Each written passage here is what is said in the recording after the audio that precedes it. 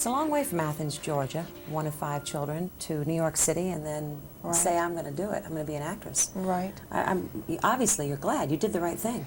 Right. But in actuality, it's really the other way around. I really wanted to be an actress, so I knew I had to get out of Athens, Georgia. And as fate would have it, I really just won a contest that brought me to New York. I won, signed with Eileen Ford Modeling Agency, and was really lucky on that account because I really didn't work to be a model. I didn't want to be one or whatever, and yet I found out that I could make so much money. I came at such a good time. I was blonde, blue-eyed, all-American in the 70s. It was great. I made money.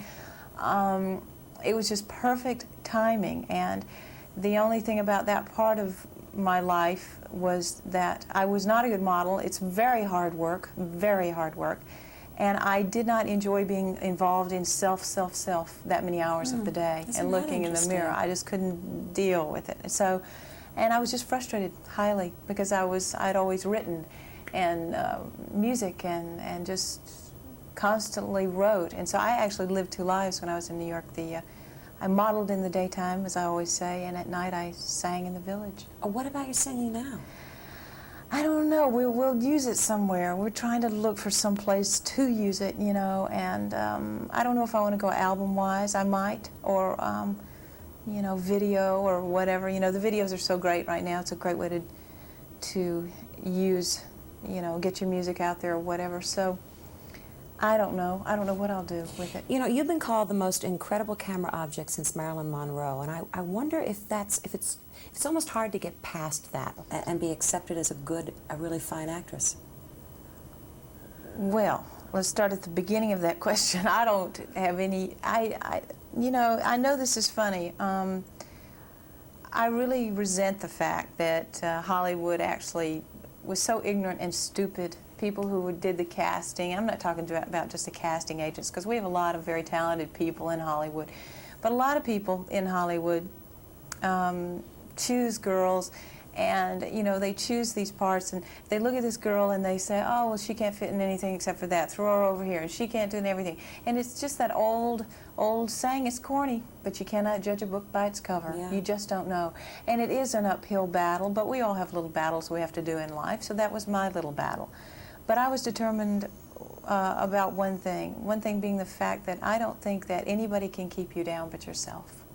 So therefore, I just said, look, you know, so I was hurt many times, so what we've always been hurt doing, we've all been hurt at one time or another in our lives. But I was determined. I wanted this many, many years before I ever even was a model or anything. I wanted this. So I've said this before, but I think we all have this power to get what we want in this lifetime, to live our life to the fullest, to turn around and say, I did everything I wanted to do. Now I'll say adios. You know what I mean? So I had to befriend that part of it, that people would look at you and say, only take you for whatever, and just accept it. Yeah, I had to befriend that part of me that I could use in the movies, you know. And I have this little story. I mean, I say this to myself all the time. You know, in the 40s and the 50s, you hardly could get into film unless you were attractive. Yeah. Think about the stars, the males, the females, whatever. Then the 70s and 80s came up, and all of a sudden there were just globs and groups of unattractive women, I'm just say the least, that got in film, and they were being called brilliant and everything else. Well, it mixed me up so incredibly that I actually said to myself, I was going through really turmoil there, and I said, okay, I'll dress, you know, I'm not a clothes horse anyway. I said, I'll dress dumpy and I'll go to the Velvet and pull my hair back, whatever. Well, my agent would get calls from these people saying, what has happened to her? I mean, actually, what's wrong with her? You know, whatever. So I couldn't win. I could not win. So that was that. And finally, I'm glad you hung in there because you've won. Yeah, because I have to befriend the fact that, hey, accept me as I am, and I can use it now. I've used it. And would it be all right if you, in fact, were a sexy comedic actor like Marilyn, only of her time?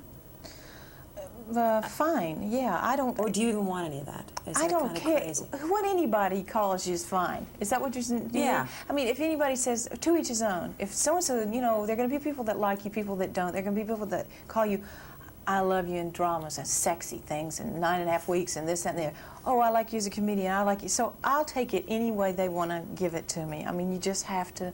You can't take it all so serious, you know.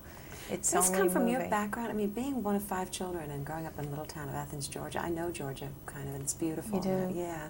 I love it There must very be something much. about that that keeps your feet on the ground.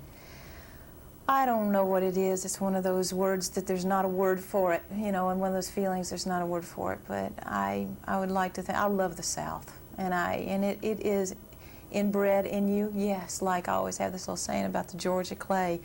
There's just something up under that clay that's just either raring to get out or dying to. I don't know. It's like the music, the cooking, even in the accent, in the air. I adore it. I call it. It's something I have in common with Benton. I call it our dirty Pepsi Cola bottle syndrome. You know, I love it, where we take our days off and go look in junkyards and stuff. You know, so I don't know what it is. I don't know what Gee, it is. that would have prepared you for one of the scenes in Nadine. Wouldn't it have? Yes, exactly. You work hard in these films. Excuse me? I just saw you in Blind Date. I mean, I hadn't seen Yeah. that film when it was first released. I saw it here at the hotel. You work hard. There's some physical stuff that goes on. Yeah, and of course Blake Edwards did that film. Yeah.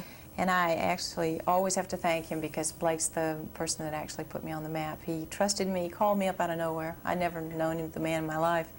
And he just asked me to do The Man Who Loved Women, a little film called Man Who Loved Was that Women. a turning point for you? Yep. I mean, in terms of your being able to show Yep. your ability, not Yeah. just his Oh, confidence. No doubt about it. I mean, you know, there's so many actors and actresses who have to make transitions from being a dramatic actor or actress to a comedic, and I'm thinking, I won't ever have to do that because of Blake, and just saying, look, you can do it. He never, well, he just said, you can do it. So after Never Say Never, I just finished Never Say Never Again. I had that long hair, I shaved my head, my hair grew out to there, and I was just literally thrown into that role of Louise, and it helped me tremendously. Just know that I could go on and do comedy. What I hope is that you not only stay in the business a long time, but that you never close up, because I see you as a very open lady, and it's very nice. Well, thank you, I guess. It is. Thank It's you. nice. Easy to Right. talk to. Great. Thanks, Kim. Thank Terrific. you. You did great work. Thank nice you. to meet Good you. luck with her or him.